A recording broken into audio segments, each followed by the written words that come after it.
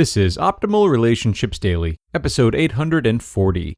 The 11 Life Lessons It Turns Out I've Taught My 6 Kids, by Babauta of Zen Habits.net.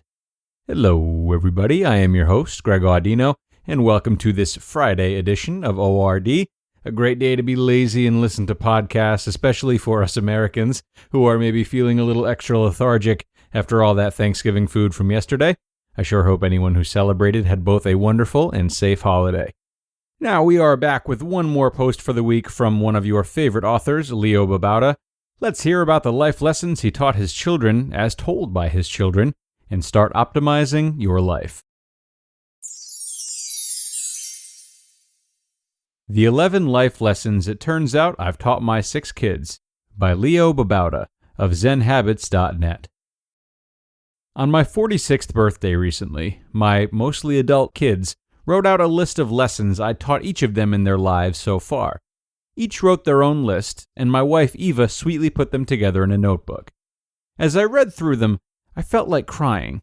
It's so incredibly touching that they appreciate what I've been trying to pass on to them, things I've been learning and want them to understand. As a father, there are few things more meaningful than to see how you've helped your kids through your example and talks over the years. We have a mixed family of 6 kids, aging from 13 years old to 26 years, and all of them are wonderful human beings.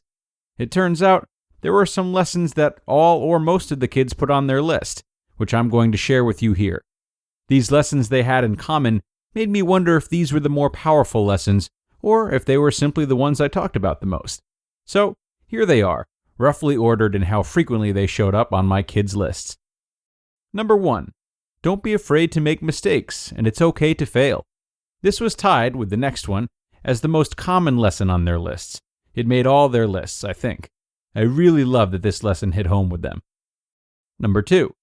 Have empathy and try to see things from others' perspectives. This was the other lesson on all their lists, and again, it's beautiful that they all took this to heart. I've tried to show them this through my actions, though of course, I'm not at all perfect. Number 3. Push out of your comfort zone. This is another one I've tried to teach by example, from running several marathons and an ultramarathon to doing things that scare me, like speaking on stage or writing books.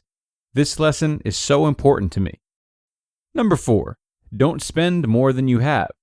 This is such a simple idea, but one that is rarely followed. I'm glad my kids are starting out with this mindset. Live within your means, save as much as you can. Number 5. Appreciate what you have and enjoy where you are right now. I love this one. It's something that I try to embody, but also remind them when they are thinking about what they don't have. Each time we're stuck in complaint, it's an opportunity to wake up to the beauty that's in front of us. Number 6. Sadness is a part of life, and there's nothing wrong with feeling it. Despite what I said in the previous item, it's okay to feel sadness, pain, grief, frustration, anxiety, anger. In fact, most of us never want to feel those things, so we'll do whatever we can to ignore them or get away from the feelings. Instead, I try to actually feel those things as an experience. It teaches me about struggle. If we're not willing to face our own struggles, how can we be there for others when they struggle? Number 7. Don't give up just because something gets hard. As new adults, our 4 oldest kids are facing various struggles in new ways. This is part of growth, of course, but struggles never feel good.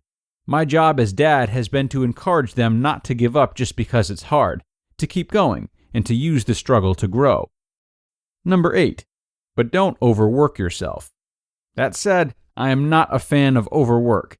I believe the brain doesn't function well if you keep studying or working past the point of exhaustion. So, I try to teach them about taking breaks, resting, going outside, and moving. Number 9. It's okay to be weird in public. Have fun. I'm not sure why several of them had this on their list. They must have learned to be weird from someone else. Okay, in truth, they may have gotten it from my tendency to dance and skip with them while we're walking around in a city, or to encourage us all to do weird things as a group, no matter what other people might think. Number 10. Your reality is a reflection of the narrative you tell yourself. This is something I learned late in life, and I'm glad my kids are learning this. The good news is that you can learn to drop that narrative if it leads to suffering. What would this moment be like without a narrative? Beautiful and free. Number 11, make people laugh. It makes their day brighter. I'm so happy they picked up this important lesson from me. With my kids, I'm mostly always joking, except for when I get too serious about teaching them an important lesson. The rest of the time, I try to take a lighthearted approach.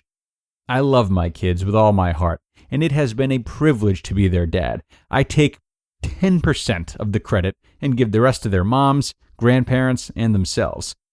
Also, from them, I've learned some lessons that are just as important. Number 1, kids deserve to be heard, to be listened to be respected. I started out as a dad with the idea that what I say goes, and they just need to listen to me. But over the years, I've learned to listen to them and treat them as I'd want to be treated. Number 2, kids have tender hearts that hurt when you aren't kind to them. As a young dad, my frustrations and insecurities led me to angry bursts of scolding, yelling, spanking.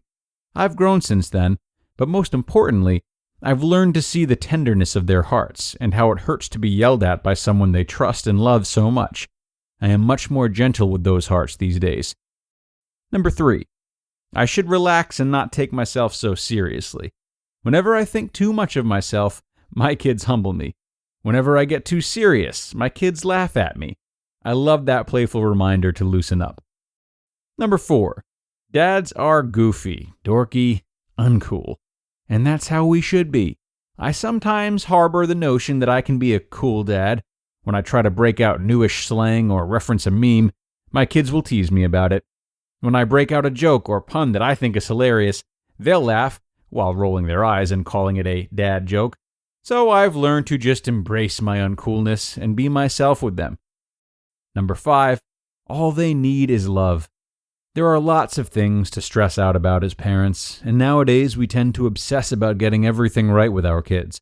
But really, we're stressing about it too much. All the details are just details. There's only one thing that really matters. They want you to love them and to receive their love. That's all. Feed them, clothe them, shelter them, educate them, sure. But beyond that, they just want you to love them. Drop everything that gets in the way of that, and let it come out as simply and clearly as you can. You just listened to the post titled, "The 11 Life Lessons It Turns Out I've Taught My 6 Kids" by Leo Babauta of ZenHabits.net. At Optimal Relationships Daily, we understand that navigating sensitive issues such as money and health can be extremely stressful, and such stress and anxiety can easily create family conflicts and affect your relationships. Well, before that happens, know that BetterHelp is here to help you cope with your emotions. BetterHelp assesses your needs and matches you with a personal licensed professional therapist, providing a safe and private online environment for you at your own convenience. They have professional counselors specializing in depression, family conflicts, grief, and more to help you. In fact, so many people have been using BetterHelp that they're recruiting additional counselors in all 50 states. BetterHelp is not self-help, it is professional counseling where everything you share is confidential. Guys, I want you to start living a happier life today, and as a listener, you'll get 10% off your first month by visiting betterhelp.com/ORD. Join over 1 million people taking charge of their mental health. Again, that's BetterHelp, HELP.com/ORD. Now, I absolutely loved this read today from Leo, and wow, imagine having kids that actually take the time to reflect on and acknowledge the life lessons that their parents taught them. Such a privilege as a parent. I love everything that he's passed on to his children, as well as what they've taught him. If I might expand on just one, though, it would be number 6, about embracing sadness. I feel this is extremely pertinent right now, and it goes beyond sadness, really. It can be any unpleasant feeling, jealousy, boredom, dissatisfaction, etc.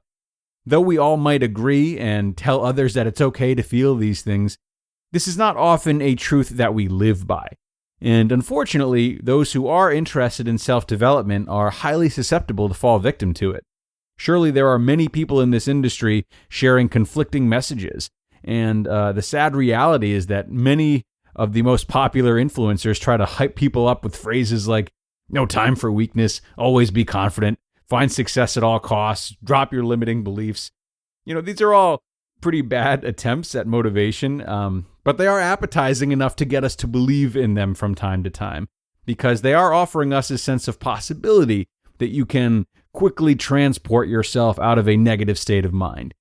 Just know that making true progress is a long and worthy journey, and it's much harder if you're looking for shortcuts and not honoring each stage that you're at along the way.